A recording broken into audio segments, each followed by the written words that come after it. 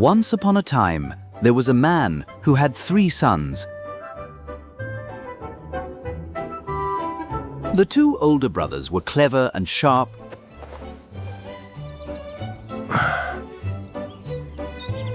but the youngest was quiet and honest to the point of being simple-minded. Everyone called him Dumbling. He was often teased, ignored, and given the worst of everything in the family. One day, the eldest son went into the forest to chop wood. His mother gave him a delicious sweet cake and a bottle of fine wine to take with him. Deep in the forest, he met a little old man with grey hair and shabby grey clothes. I am so hungry and thirsty. Please, give me a piece of your cake. The eldest son looked at the old man with a scornful eye. Hey, old man, I told you to leave this forest and never come back. Go on, get up! He left the old man behind and went deeper into the woods. But as soon as he swung his axe, it slipped and cut his arm. He had to limp home to bandage his wound.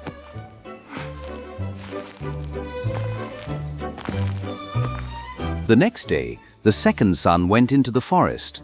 His mother also packed him a fine cake and good wine. And just like his brother, he chased the old man away cruelly. As a punishment, his axe cut his leg, and he had to crawl home in pain.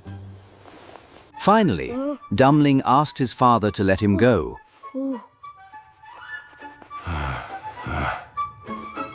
The father reluctantly agreed, but gave him only a cake made of ashes and a bottle of sour beer.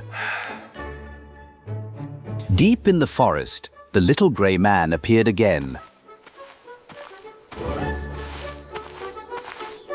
Dumbling looked at him with kind eyes.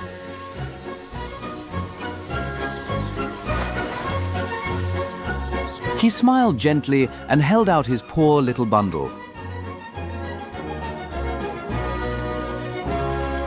I only have cinder cake and sour beer. If you don't mind, let's sit and eat together. They sat down on the grass, but lo and behold,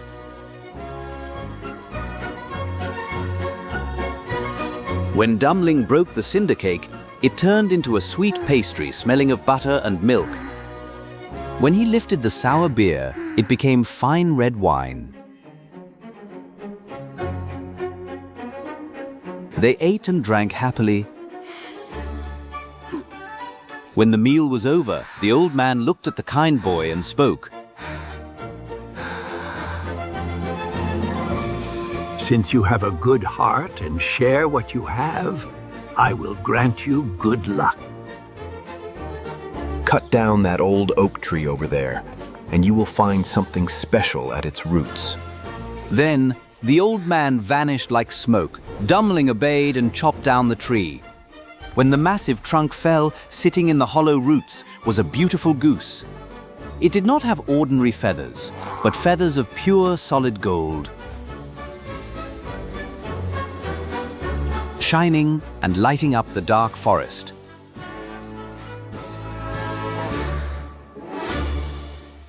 Dumbling took the precious goose and stopped at a roadside inn to rest.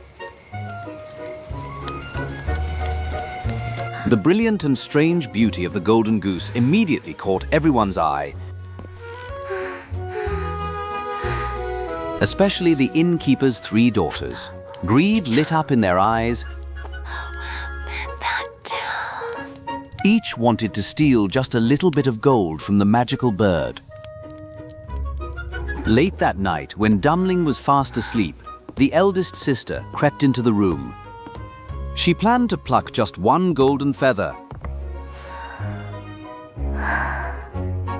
But as soon as her finger touched the wing, it stuck fast as if glued by magic. She could not pull it away. The second sister entered, intending to help her sister, but the moment she touched her sister's shoulder, she was stuck tight too. The youngest sister, innocent and unaware, ran in to see what was happening. Stay back! Don't come near! The youngest didn't understand. She rushed forward and grabbed the second sister's waist to pull them free.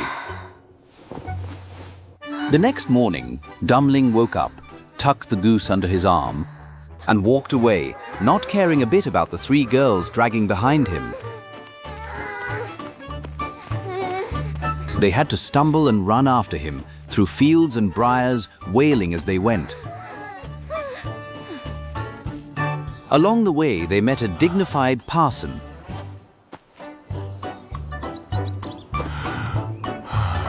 Seeing 3 disheveled girls running after a young man, he was furious and tried to pull them apart. But as soon as he grabbed the youngest girl's hand, the sexton saw the parson running away and was astounded. Because the christening was about to start, the sexton tried to keep the pastor from leaving. And of course, with the Golden Gosse's magic, he was stuck too. Then, 2 farmers working in the fields tried to rescue the sexton, but they suffered the same fate. So a line of 7 people ran like a snake behind Dummling towards the capital. In the kingdom, the king had a daughter who was beautiful, but so sorrowful that she never smiled. Whoever makes the princess laugh shall marry her. Just then, Dumling's parade passed under her balcony. Seeing the fat parson being dragged along, the skinny sexton tumbling over, and the 3 muddy girls stuck together.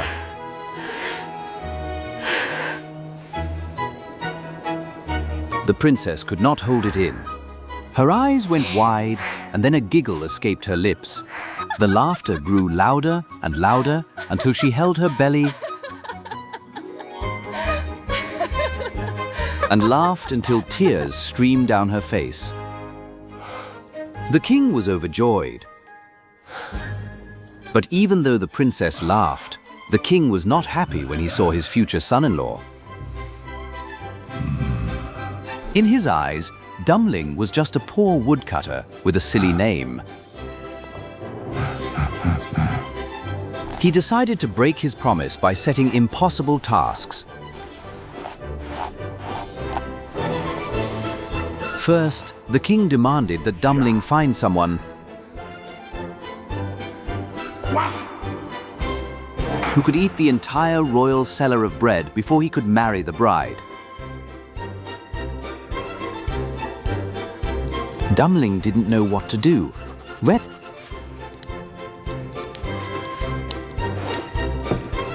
So he went back to the forest where he met the old man.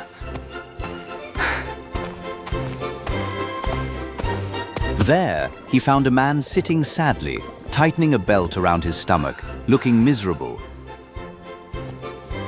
I have eaten a whole oven full of rolls, but I am still so empty. Dummling happily led him to the palace. To the court's amazement, the stranger attacked the bread seller, eating as if he had never eaten before.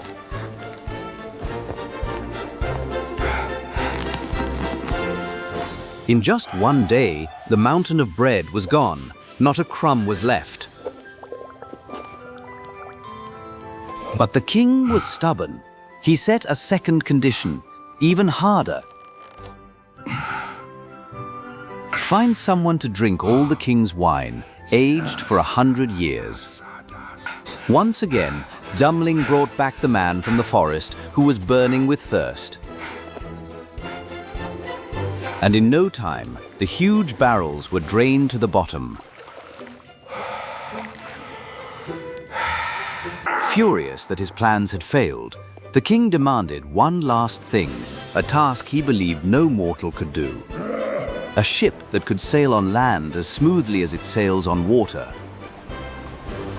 Dummling went back to the old oak tree where it all began.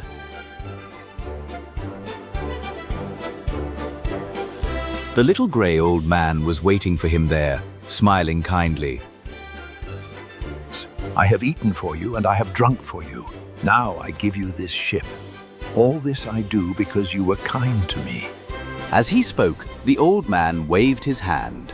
A magnificent ship with full sails appeared from the mist, gliding over the green grass, cutting through the land just as it would the waves, heading straight for the castle. When the magical ship stopped right before the castle gates, the king was stunned into silence. He knew he could no longer fight against destiny and magic. The palace gates opened wide.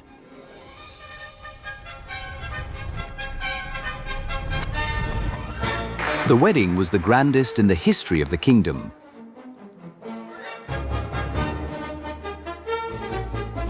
The gentle dumpling married the laughing princess.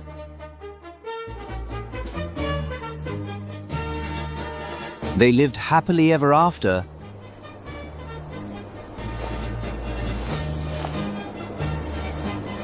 Ruling the kingdom with kindness.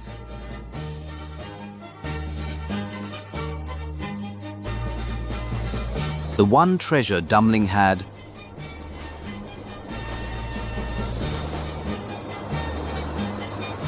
more of than anyone else.